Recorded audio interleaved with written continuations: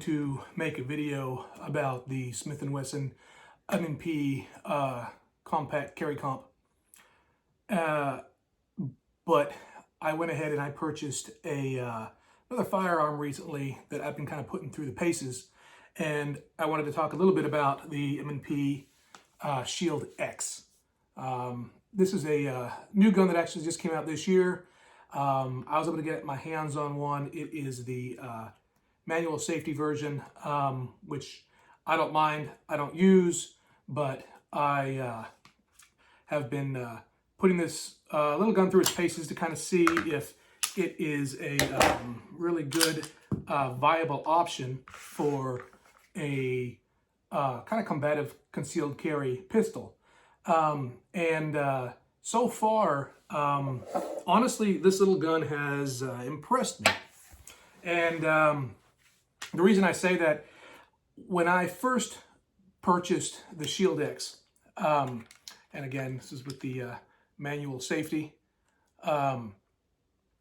this gun, I took it right out of the box. I have been extremely busy lately with work and other projects and things, and so I bought this. I had thrown it in the box. I loaded up the magazines with 13 and 15 rounds, and I went to work. I came back the next day, grabbed the box, took it to the range, and just started putting rounds through it. I didn't clean it. I didn't do anything to it. I literally just picked it out of the box and started firing. So the first box of ammunition that I shot through, which just was Blazer Brass, 115 grain full metal jacket, and everything was going smoothly for about 35, 40 rounds. Then I started firing it one-handed, offhand. I hadn't shot left-handed in a while, and I was like, well, I might as well go ahead and start shooting left-handed a little bit. And I had one little hang-up that seemed to basically just have a kind of a semi-stovepipe with it. Cleared it out and it was fine, and I kind of chalked it up to myself. Maybe I had limp-wristed it or something. I was firing left-handed. I hadn't done it in a while.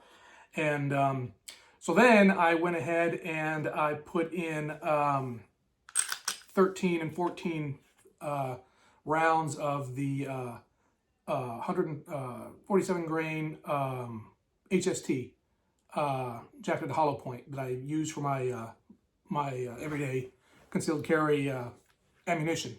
And so started firing that, went through about maybe 5-6 rounds in a magazine with that, and I had one hiccup with it that kind of nosedived upwards in the magazine. Cleared that out and fired it again. I had a second one right after. Again, the magazine kind of like nosediving it a little bit.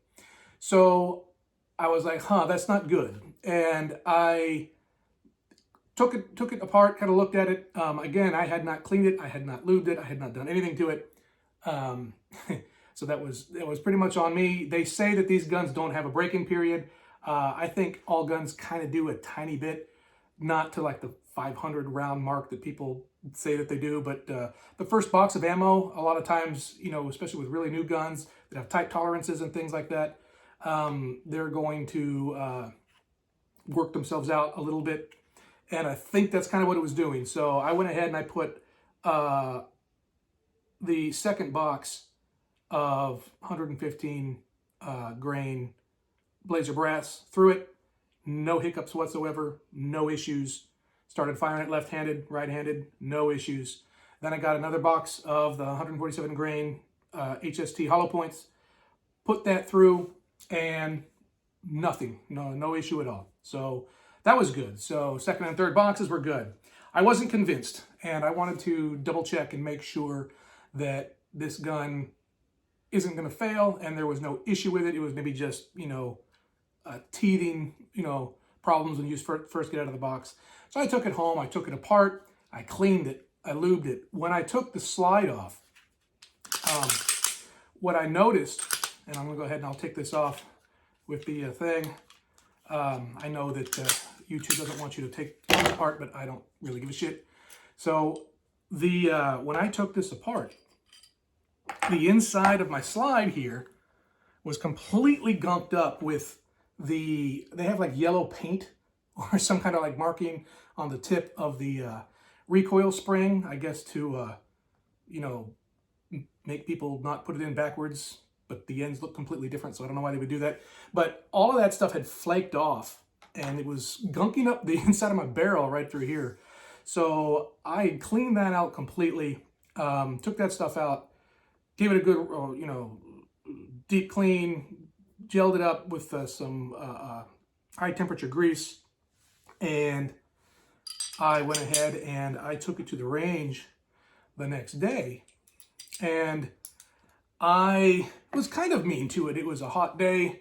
I took it to more of the tactical range where I was able to put about 300 or 400 solid hot rounds down range. I got this thing extremely hot, shot a bunch of the 147 HSTs again through it, about 300 of this garbage like Monarch steel case stuff, trying to see if it was going to have any kind of flubs.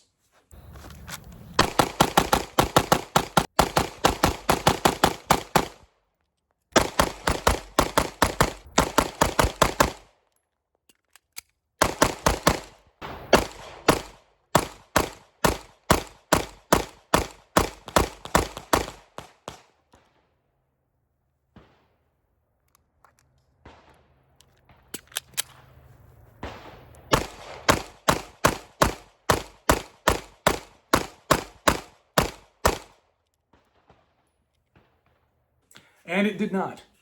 And that impressed me. So I went ahead and immediately took it the next day and put another like 250 rounds of the Monarch steel case crap through it, doing a bunch of different drills, you know, drawing from the holster, lots of bill drills and lots of reload drills, and just getting it as hot as it could with this junk ammo. And it never ever had any issue at all. Fired everything perfectly, extremely accurate. Everything just really seemed to be in place. That actually impressed me quite a bit. So this gun now has roughly 750 rounds through it. And other than those 3 little malfunctions that happened with the first box of ammo when I literally just took it out of the box, hadn't cleaned it, hadn't done anything to it, it has been running like a top for the last 600 rounds. And it's been great. Extremely lightweight, the recoil impulse and the recoil management on this little pistol is actually really, really nice. This is kind of what I wanted the 43X to be, but it wasn't. And this, as far as having 13 and 15 round magazines from the factory that are not aftermarket, is something that I really think is a winner in this particular piece. So if you take a look at the actual gun itself, it's extremely thin, all right? The narrow point of the magazine here, everything kind of fits really snugly and just comfortably if you're carrying appendix.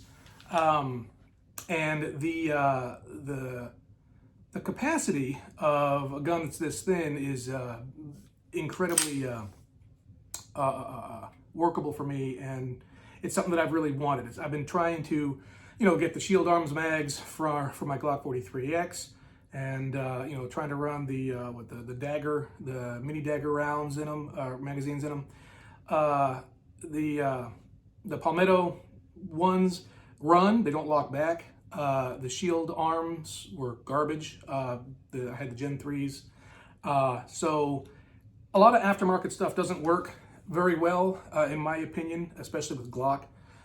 So to have something factory made with your factory mag that has a high capacity as like a normal Glock 19 is a huge winner in my book. And if this thing keeps running like a top, like it's been doing, and really performing, this is really performing like a combat handgun, even though it's a little package.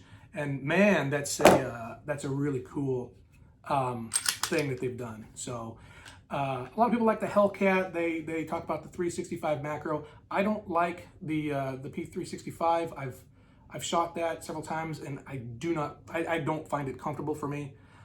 This is amazingly great, both in my hand, the recoil, and the way that you can actually draw and actually fight with it. You know, people talk about micro pistols, and I wouldn't necessarily call this a micro pistol since it's I think a 3.6-inch barrel and slide. But being as thin as it is, it's not a bigger combative gun. But man, today especially, it really handled like a combative handgun, and that's really, really cool. So Smith&Wesson has been kind of knocking it out of the park lately with the models that they've been putting out.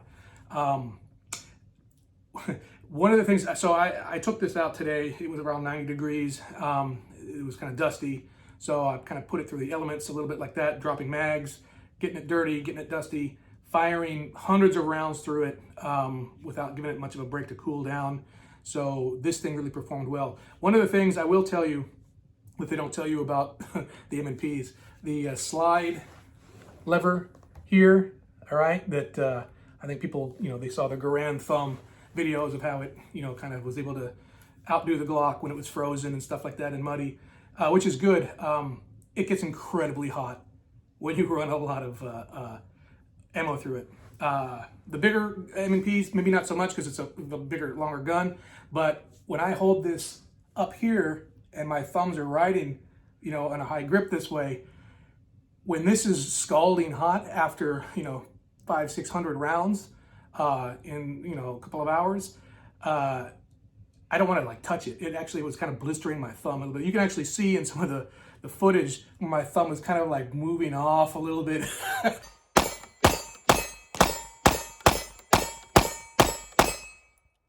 When I'm trying to like shoot, just because it's so damn hot. That's not really a thing as far as you know, concealed carry piece. You're not going to be in a war zone with it fighting 500-600 rounds. If you are, I mean, you possibly could, but you know, all guns are going to get hot to the touch like that. I just noticed that that particular little metal takedown lever really gets heated when you put a lot of rounds through here. Other than that, the gun itself performs wonderfully when it's kind of put through its paces, when it's heated up like that, and I didn't have any issues again, other than that initial little box that I had put it in. Ran a lot of one-handed drills with it today, also left-handed, right-handed, wounded hand reload drills.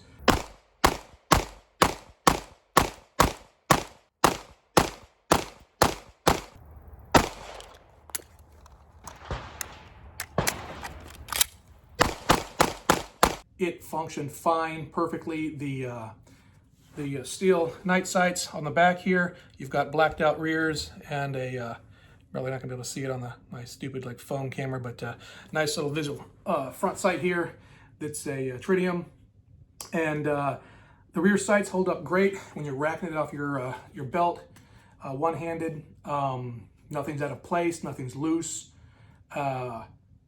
Really, really good gun. The trigger on this gun, and again, we are empty here, okay? The trigger on this gun is a very crisp, nice, if you take a look at the brake here, it has a real nice, clean feel. There's the reset right here. Back to your, I would say about a 4 pound, 3.5 to 4 pound trigger pull. I've seen a video where someone talked about if you are pulling it to the side, it won't fire. That's necessarily a good thing. What he was basically saying is that the trigger kind of forces you to pull straight back.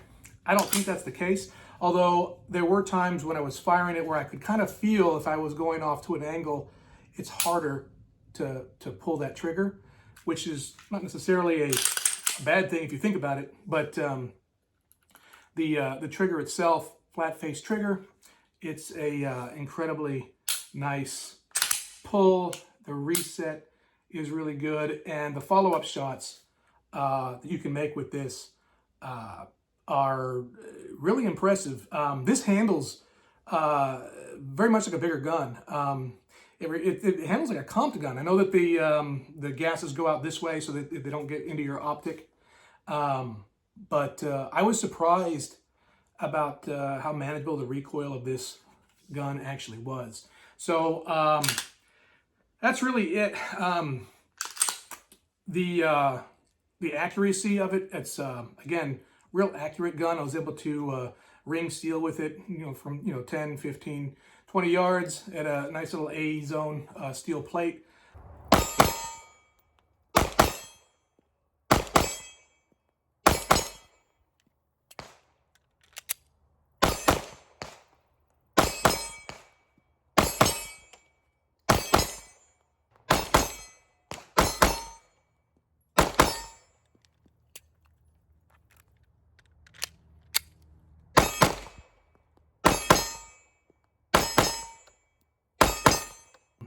Two shots on, follow-up shots on steel, real easy on a little A-zone plate.